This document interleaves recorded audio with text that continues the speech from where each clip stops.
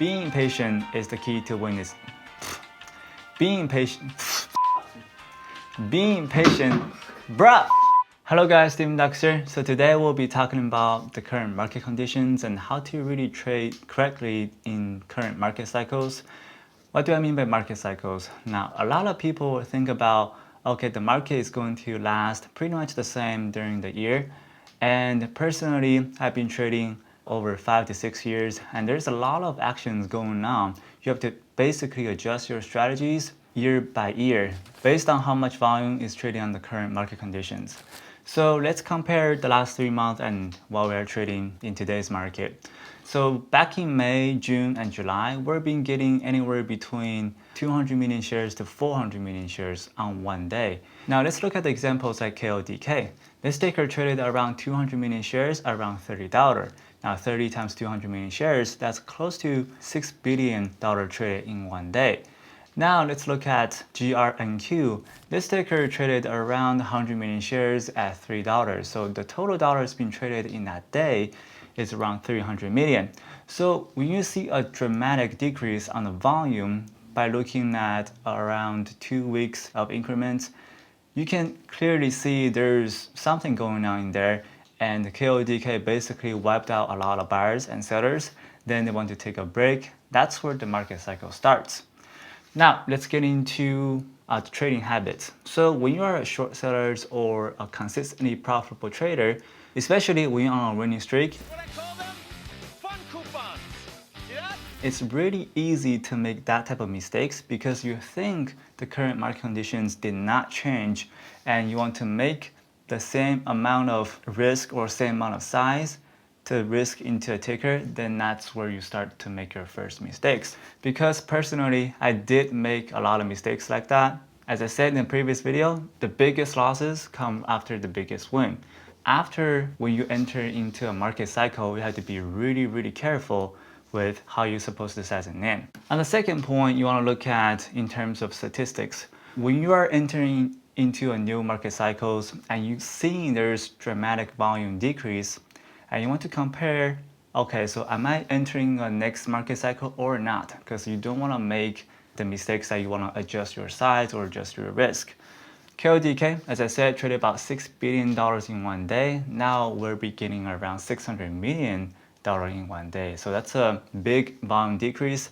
And we can use that statistics to basically tell us that we're entering into a new market cycle. Now, statistics performs very different when you are entering a completely new area, because when you are shorting into resistance, especially like MTP and GRNQ, these type of tickers do have a tons of resistance, but in average statistics, that typical bounce short only can bounce up to 70% from the resistance.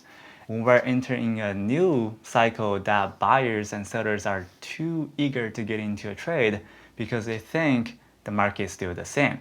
So MTP and GRNQ almost bounced up to 100% to the resistance point. If you're not careful, you're basically risking another 20 to 30% losses from your original positions. So my solution will be, I tend to avoid the first or second play if there's a really boring market, lasted for about 2 to 3 weeks. You want to avoid the first or second heavy volume traded ticker because all these type of pattern will perform really weird because people are trying to get in very fast. The last point I want to make is the psychology behind these type of tickers. When you are so used to one market, your brain is set to, I want to trade the same way that I traded for the last 2 weeks.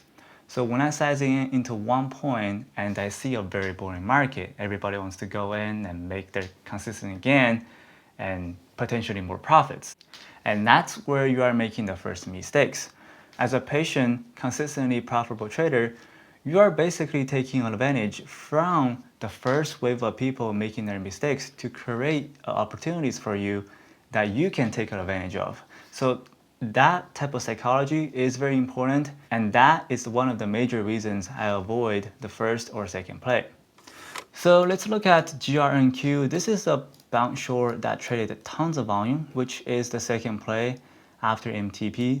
You can see the volume traded much more than the resistance volume. Normally, by average statistics, the stock can only bounce up to 70 to 80% from the resistance. So average pushing is around 2.5 or 2.4.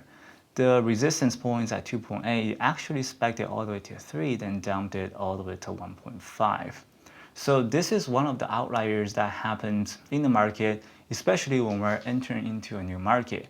A lot of people are eager to short into it, and a lot of people wants to make some type of action. That's why it's going to make the chart much harder to predict compared to usual. So there's not much going on this month, and I personally tracked a lot of statistics in different market cycles. These type of boring sessions normally last about 2 to 3 weeks, sometimes a month or two. It doesn't last very long, especially we're in 2020.